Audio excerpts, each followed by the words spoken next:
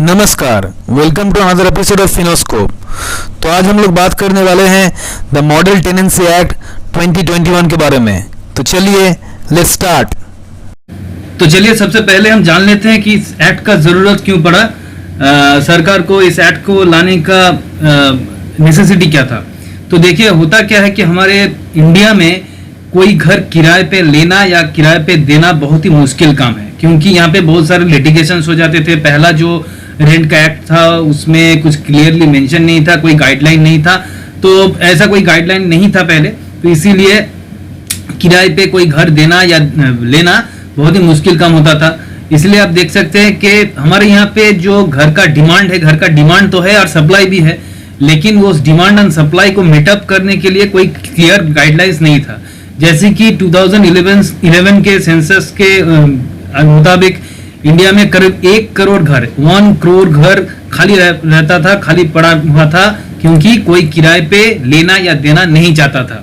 ठीक है, तो इसीलिए सरकार को इस एक्ट को लाना पड़ा ताकि एक क्लियर गाइडलाइन मिले बोथ ओनर को और टेनेंट जो किराए लेगा और किराया जो देगा, वो दोनों को ही एक क्लियर गाइडलाइन मिले। इसीलिए इस एक्ट को लाना पड़ा। तो चलिए अब हम लोग देख लेते हैं कि इस एक्ट के क्या क्या फीचर्स है और क्या क्या गाइडलाइंस दिया गया है इस एक्ट में। तो पहली बात तो ये है कि ये जो एक्ट है ये दोनों ही रेसिडेंशियल और कमर्शियल दोनों प्रॉपर्टीज के लिए ही ये लागू होंगे, ये इफेक्टिव रहेंगे। और शहर और गांव यानी कि अर्बन प्रॉपर्टी और रूरल प्रॉपर्टी, ये दोनों प्रॉपर्टीज के लिए ही ये एक्ट लागू होंगे। ठीक है, इफेक्टिव रहेंगे। दूसरी बात यह है कि ये जो एक्ट है ये एक प्रोस्पेक्टिव एक्ट होगा, प्रोस्पेक्टिव इफेक्ट होगा इसका। प्रोस्पेक्टिव इफेक्ट मतलब इस एक्ट के आने से पहले जो घर किराया दिया गया था या दिया गया था उनके ऊपर ये जो नियम है ये नियम लागू नहीं होंगे। इस एक्ट के आने के बाद जो घर किराए पे दिया जाएगा या लिया जाएगा उनके ऊपर ही ये एक्ट लागू होंगे, इसका इफेक्ट उनके ऊपर ही पड़ेगा। तीसरा सबसे इंपॉर्टेंट पॉइंट जो ये एक्ट बोलता है वो है कि अब से एक रिटन एग्रीमेंट होगा। किन दो पार्टी के बीच एग्रीमेंट होगा, रिटन एग्रीमेंट होना चाहिए। कौन से दो पार्टी के बीच? एक ओनर मतलब जो किराया दे रहा है, दूसरा किराए पे घर दे रहा है, और दूसरा है आपका टेनेंट यानी कि जो किराए पे घर या मकान ले रहा है। इन दोनों के बीच अब से एक रिटन एग्रीमेंट होना चाहिए। उस एग्रीमेंट में पूरा का सारा जो रेंट का जितना अमाउंट है या फिर वो रेंट का एग्रीमेंट कितने टाइम के कितने समय के लिए हो रहा है उसमें पूरा डिटेल्स लिखा रहेगा। और ये एग्रीमेंट डिस्ट्रिक्ट रेंट अथॉरिटी को सबमिट करना पड़ेगा। ठीक है ना, ये एग्रीमेंट जो होगा दोनों पार्टीज इसमें साइन करेगा और साइन करने के बाद ये एग्रीमेंट डिस्ट्रिक्ट रेंट अथॉरिटी को जमा करना पड़ेगा। और इस एग्रीमेंट में होगा क्या, इस एग्रीमेंट में आपका पूरा का पूरा डिटेल्स लिखा रहेगा एग्रीमेंट का, जैसे कि कितने टाइम के लिए एग्रीमेंट है, किराया कितना है। वैसे तो किराए का लिमिट जो है, किराए मतलब कितना अमाउंट का किराया होगा, इसके ऊपर कोई लिमिट फिक्स नहीं किया गया है। सरकार ने इसके ऊपर कोई लिमिट नहीं रखा है, लेकिन जो भी किराया एग्रीड अपन होगा, दोनों के बीच जो भी किराया के लिए दोनों एग्रीड होंगे, वो किराया का अमाउंट वहां पे लिखा रहेगा। और दूसरा चीज जो लिखा रहेगा कि ये जो एग्रीमेंट है वो एग्रीमेंट कितना समय के लिए है, कितना टाइम के लिए, 6 महीना, 10 महीना, 1 साल, कितना टाइम के लिए है, ये भी वहां पे उस एग्रीमेंट पे क्लियरली लिखा रहेगा। अब चौथा पॉइंट जो है इस एक्ट में दिया गया है वो है सिक्योरिटी डिपॉजिट के बारे में। देखिए इस एक्ट में क्लियरली लिखा गया है कि अब से रेसिडेंशियल प्रॉपर्टी के ऊपर सिर्फ और सिर्फ मैक्सिमम 2 महीने का किराया आप एज सिक्योरिटी डिपॉजिट ले सकते हैं। ठीक है ना, तो मैक्सिमम जो सिक्योरिटी डिपॉजिट अब एक किरायादार ले सकता है वो है 2 महीने का किराया मैक्सिमम वो ले सकता है। उससे ज्यादा का किराया वो सिक्योरिटी डिपॉजिट के तौर पे नहीं ले सकता है। और कमर्शियल प्रॉपर्टी के लिए यही 2 महीना हो जाएगा आपका 6 महीना। ठीक है ना, ठीक है। ये जो 2 महीना दिया गया है, 2 महीने का सिक्योरिटी डिपॉजिट, वो है आपका रेसिडेंशियल प्रॉपर्टी के लिए, वो है आपका रेसिडेंशियल प्रीमिसेस या रेसिडेंशियल प्रॉपर्टी के लिए। और कमर्शियल प्रॉपर्टी के लिए जो सिक्योरिटी डिपॉजिट लिया जाएगा वो आपका होगा मैक्सिमम 6 महीने का किराया, 6 महीने का किराया। इससे ज्यादा का सिक्योरिटी डिपॉजिट आप नहीं ले पाएंगे। लेकिन जैसे मैंने बताया कि किराया कितना होगा इसके ऊपर कोई लिमिट नहीं रखा गया है, इसके ऊपर कोई प्रिस्क्राइब लिमिट सरकार ने नहीं बोला है, या अमाउंट कोई भी एक प्रिस्क्राइब नहीं किया गया है सरकार की तरफ से ये एक्ट के बदौलत। ठीक है। तो चलिए अब आते हैं रेस्पॉन्सिबिलिटीज पे कि लैंडलॉर्ड और टेनेंट दोनों का रेस्पॉन्सिबिलिटीज क्या क्या होगा। तो देखिए इस एक्ट में साफ साफ एकदम बाइफरकेट कर दिया गया है कि कौन कौन सा रेस्पॉन्सिबिलिटीज लैंडलॉर्ड यानी कि मकान मालिक का होगा और कौन कौन सा रेस्पॉन्सिबिलिटीज किराएदार यानी कि टेनेंट का होगा। जैसे कि पहले हम डिस्कस करेंगे लैंडलॉर्ड का रेस्पॉन्सिबिलिटीज क्या क्या होगा। तो उसमें आएगा, सबसे पहला आता है आपका स्ट्रक्चरल रिपेयर्स, यानी कि घर का कोई भी मरम्मत का काम हो तो वो लैंडलॉर्ड का रेस्पॉन्सिबिलिटी रहेगा। सिर्फ उसके छोड़कर एक्सेप्ट एक एक्सेप्शन है। क्या एक्सेप्शन है कि अगर घर का कोई यानी कि दीवार हो या फिर कोई स्ट्रक्चर हो वो टेनेंट की वजह से डैमेज होता है तो वो डैमेज का रिपेयर टेनेंट का रेस्पॉन्सिबिलिटी रहेगा, ठीक है ना। उसके बाद जो लैंडलॉर्ड का रेस्पॉन्सिबिलिटी रहेगा वो है आपका व्हाइट वॉशिंग ऑफ वॉल्स, यानी कि जो दीवार है, दीवार का जो व्हाइट वॉश करने का काम रहता है वो काम भी लैंडलॉर्ड यानी कि मकान मालिक का ही रेस्पॉन्सिबिलिटी होगा, ठीक है। देखिए उसके बाद आते हैं painting of doors and Windows, ये मकान मालिक का रेस्पॉन्सिबिलिटी होगा। Changing on plumbing of pipes, यानी कि घर का अगर कोई नल या पाइप खराब हो गया है उसको चेंज करना है, उसका प्लम्बिंग का जो काम है वो मकान मालिक का जिम्मेदारी होगा।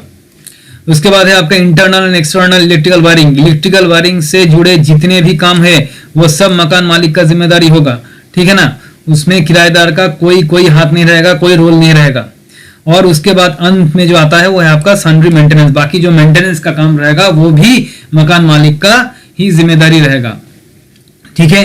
तो चलिए अब डिस्कस कर लेते हैं कि किराएदार का क्या क्या रेस्पॉन्सिबिलिटीज रहेगा।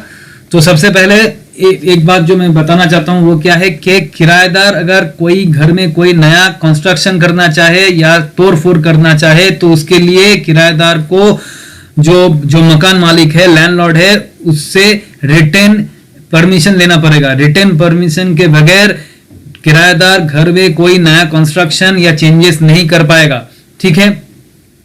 तो चलिए आगे बढ़ते हैं और देख लेते हैं क्या क्या रिस्पॉन्सिबिलिटीज दिया गया है किराएदार को। तो किराएदार का रिस्पॉन्सिबिलिटी सबसे पहले होगा आपका ड्रेन का cleaning of drain, socket repair, यानी कि जो प्लग एंड सॉकेट रहता है वो अगर खराब हो गया तो उसको रिपेयर करना किराएदार का रिस्पॉन्सिबिलिटी। किचन का कोई फिक्सचर यानी कि किचन का कोई स्लैब वगैरह कुछ टूट गया तो वो भी रिपेयर करना किराएदार का रिस्पॉन्सिबिलिटी होगा, ठीक है। और लास्ट में जो आता है वो आता है अपना replacement of glass panel and maintenance of open spaces. Glass panel का मतलब जो खिड़की और दरवाजे पे अगर कोई ग्लास लगा हुआ है और वो अगर टूट गया तो वो रिस्पॉन्सिबिलिटी, उसको ठीक करने का रिस्पॉन्सिबिलिटी किराएदार का है, ठीक है ना। और जो ओपन स्पेसेस है जैसे कि गार्डन वगैरह, गार्डन या फिर ऐसा ही कुछ समझ लीजिए, तो उसका मेंटेनेंस का जिम्मेदारी भी किराएदार का ही रहेगा। तो चलिए आगे बढ़ते हैं और देख लेते हैं इस एक्ट में और क्या क्या बोला गया है। तो देखिए इस एक्ट में साफ साफ बोला गया है कि जो मकान मालिक है वो कोई एसेंशियल सप्लाईज को रोक नहीं सकता, यानी कि जैसे कि समझ लीजिए इलेक्ट्रिसिटी का सप्लाई हो, पानी का सप्लाई हो, वो उसे बंद नहीं कर सकता है। उसके बाद बोला गया है जो टेनेंसी एग्रीमेंट है, और जो टेनेंसी एग्रीमेंट में जो टेनेंसी का पीरियड मेंशन किया गया है उस पीरियड के अंदर, मैंने विद इन दैट पीरियड मकान मालिक किराएदार को घर खाली करने के लिए बोल नहीं सकता है, ठीक है ना। मकान मालिक किराएदार को घर खाली करने के लिए फोर्स नहीं कर सकता है, बोल नहीं सकता है। लेकिन अगर दोनों ही पार्टी मतलब किराएदार और मकान मालिक दोनों ही एग्रीड अपन हो गए और रिटर्न में एग्रीड अपन हो गए तो घर खाली कर दिया जा सकता है।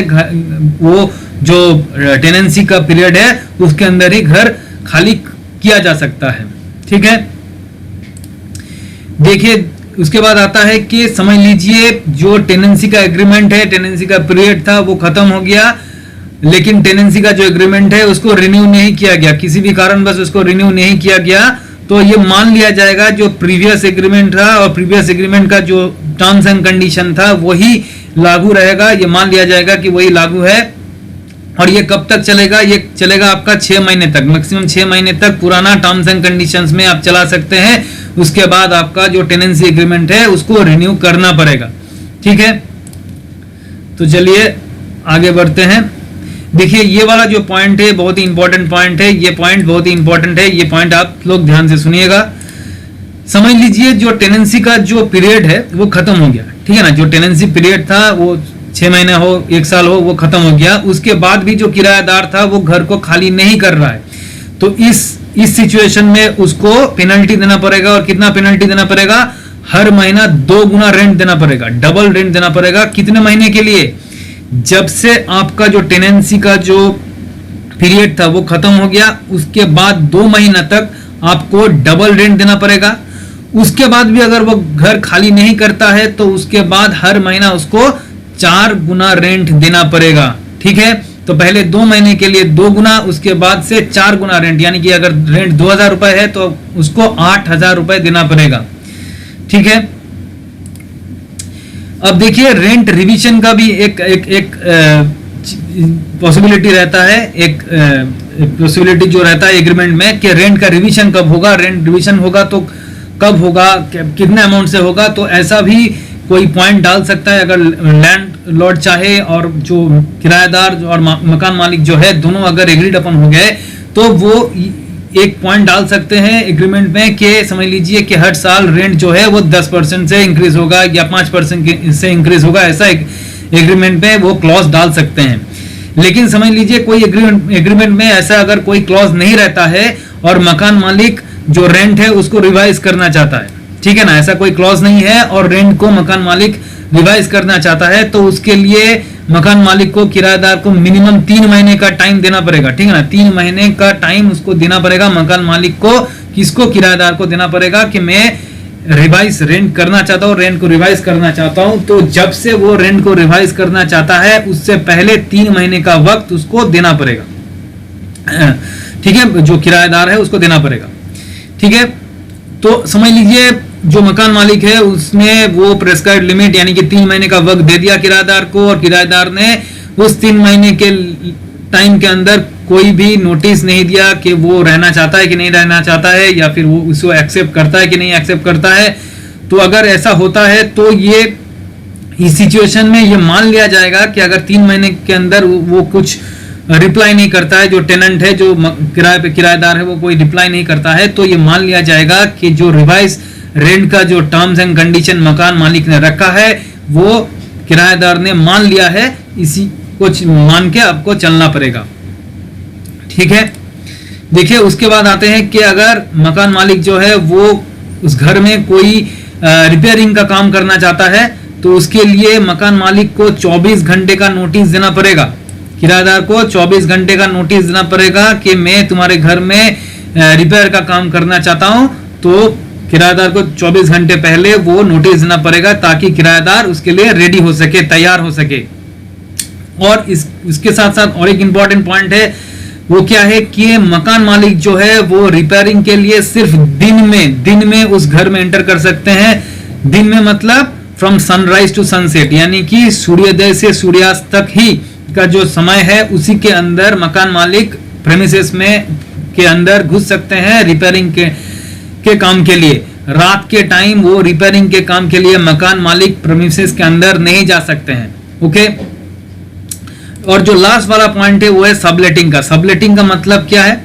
सबलेट नहीं किया जा सकता है। सबलेट मतलब क्या? सबलेट मतलब समझ लीजिए आपने किसी घर को किराए पे लिया है और फिर आपने उस घर को किसी और एक आदमी को किराए पे दे दिया, तो इसको कहते हैं सबलेट करना। तो इस एक्ट में यहाँ पे साफ साफ बोला गया है कि प्रॉपर्टी को आप सबलेट नहीं कर सकते हैं। जो किराए का घर या मकान आपने किराए पे लिया है उसको आप सबलेट यानी कि किराए पे नहीं दे सकते हैं। ओके, तो ये था आपका मॉडल टेनेंसी एक्ट के ऊपर एक डिटेल डिस्कशन।